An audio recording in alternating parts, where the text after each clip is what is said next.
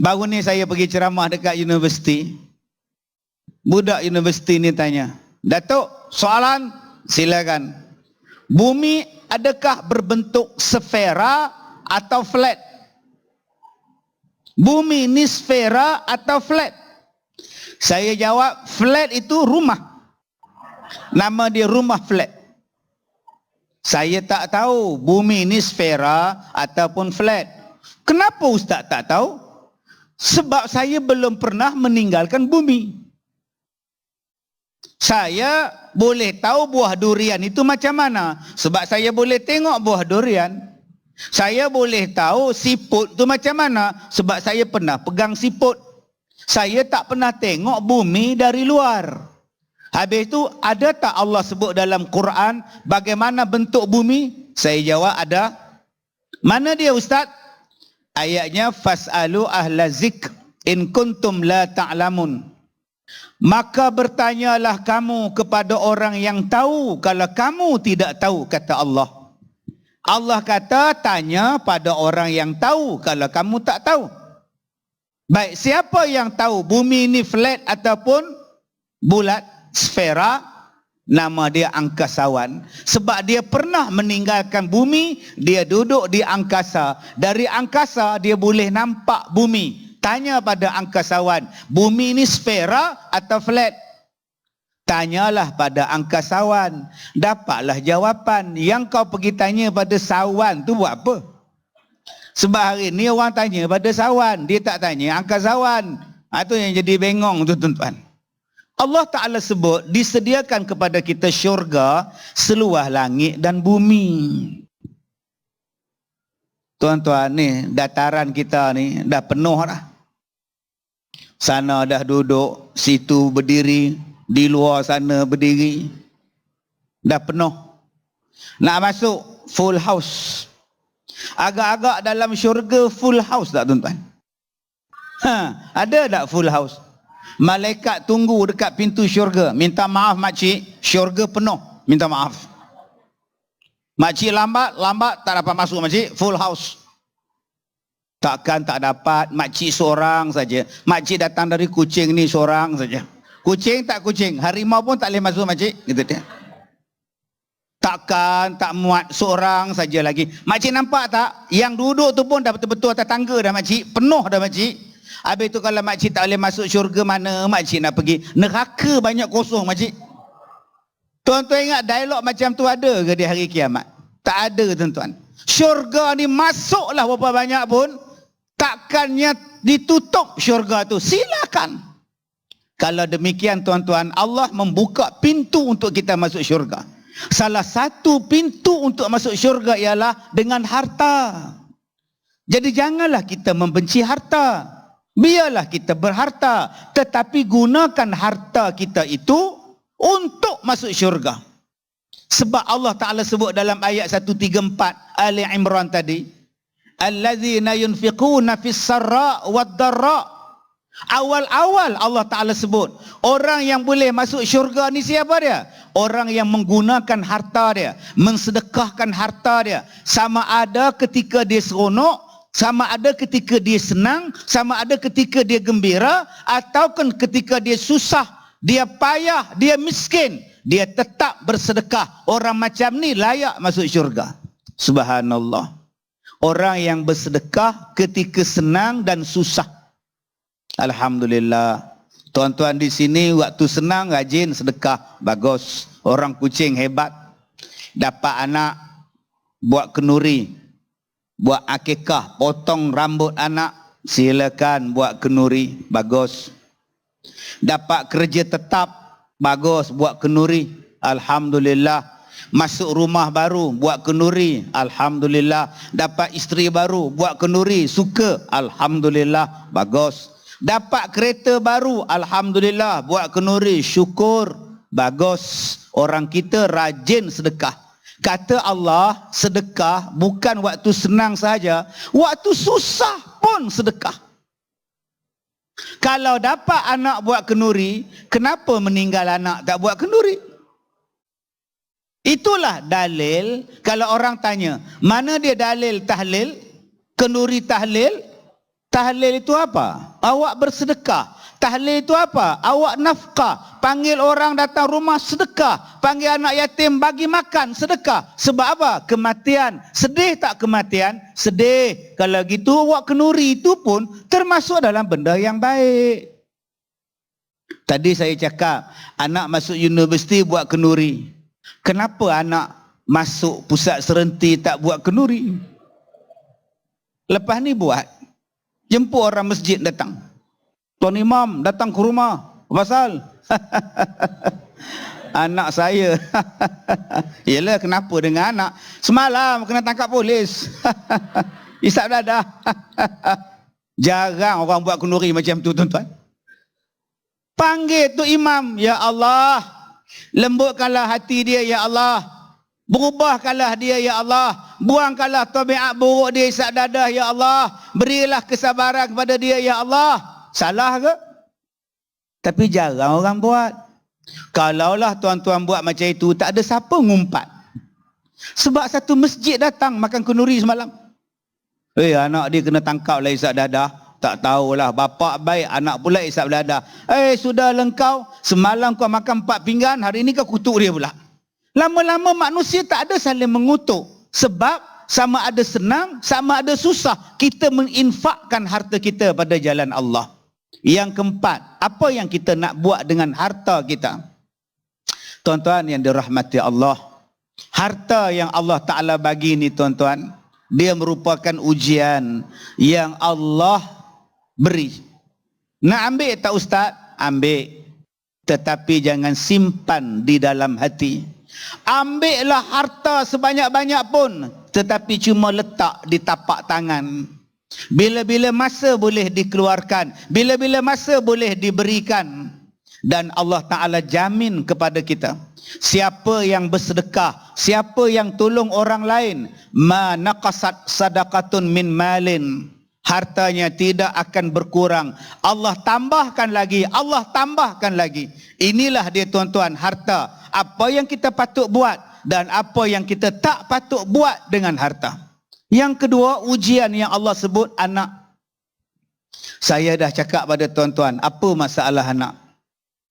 Bagi tuan-tuan yang pernah datang ke sekolah saya, macam-macam ibu yang tuan-tuan boleh tengok di sekolah saya.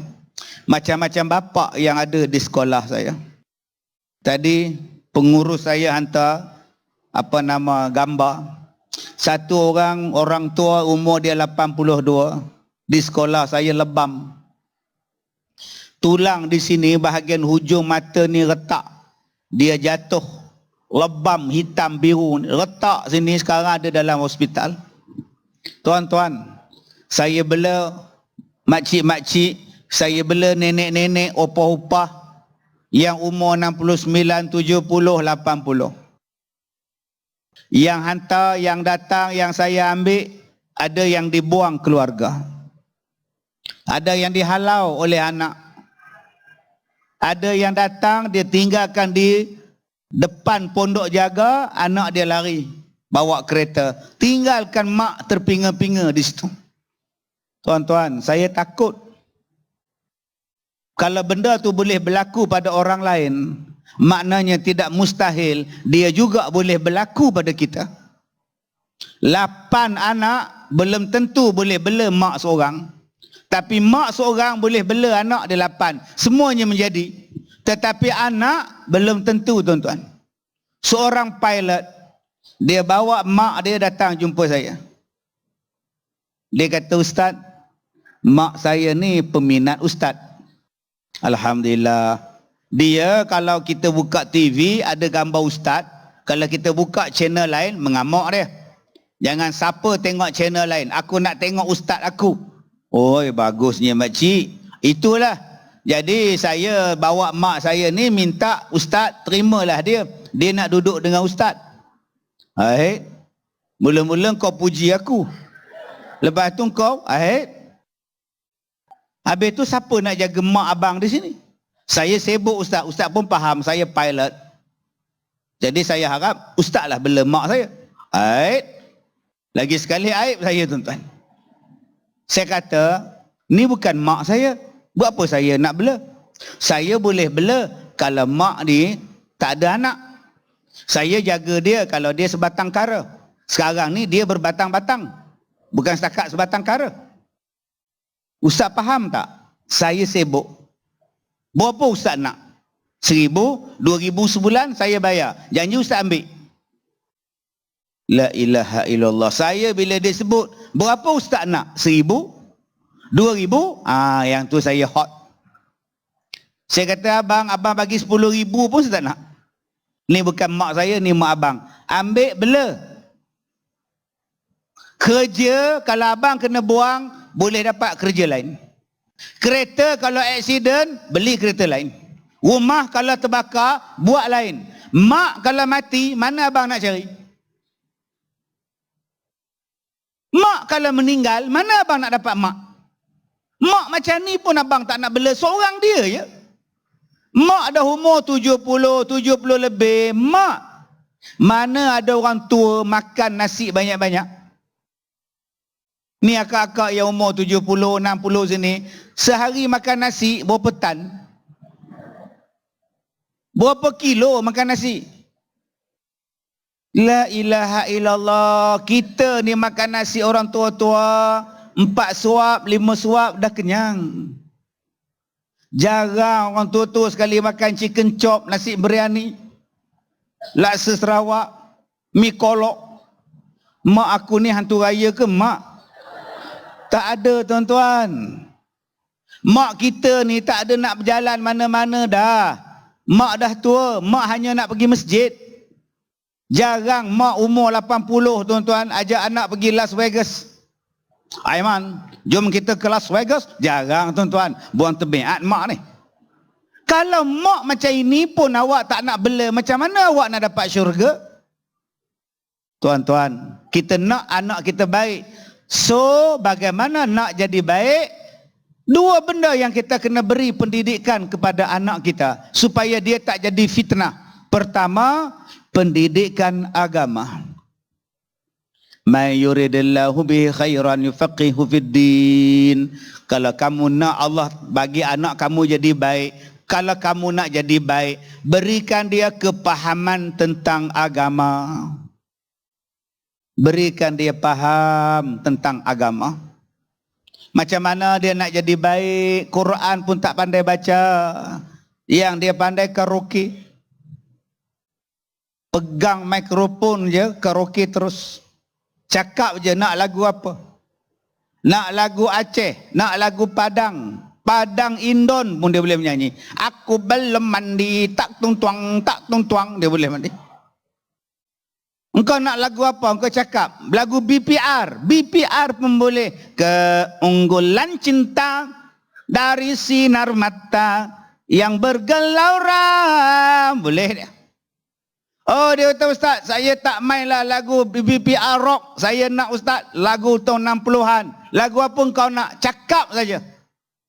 Jangan lupa lirik aja. Tapi suruh anak tu baca Fatihah. Cuba baca Al-Ikhlas. Al-Ikhlas. Al-Ikhlas. Udah begini, duk gagal lutut. Oi, lagu 60-an kau boleh, lagu rock kau boleh, lagu dangdut kau boleh. Lagu Al-Ikhlas tak boleh. Cuba baca Al-Ikhlas.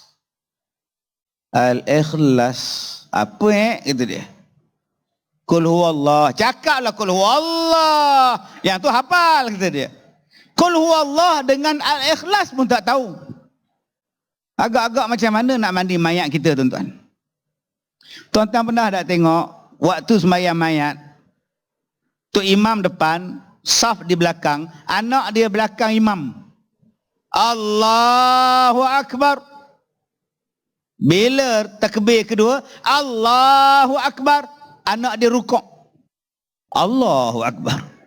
Anak dia tengok pula, apa aku seorang ni kata dia. Bayangkan tuan-tuan sembahyang mayat tak pandai. Bagaimana nak jadi baik? Dia tak kerti nak beza dah mana dia arak, mana dia judi. Tak kerti nak beza dah mana halal, mana haram. Maka kita sebagai mak bapak ada 3 tanggungjawab pada anak-anak. Supaya datang zaman apapun anak kita selamat. Pertama apa dia? Ajarkan Al-Quran kepada anak kita. Biar kita mati nanti ada Al-Quran dalam dada-dada mereka. Huwa shifa'un lima fis sudur. Supaya Al-Quran itu jadi ubat dalam dada anak-anak kita. Yang kedua, kata Rasulullah, ajarkan anak-anak kamu. Ajarkan anak-anak kamu dengan akhlak. Nih, yang pertama tadi saya sebut apa? Ajarkan Al-Quran. Yang kedua, berikan nama yang baik. Yang ketiga, carikan jodoh yang baik terhadap anak kita. Ini tanggungjawab 3 mak bapak. Pertama, ajari Quran. Kedua, berikan nama yang baik. Dan yang ketiga, carikan jodoh yang baik untuk anak kita.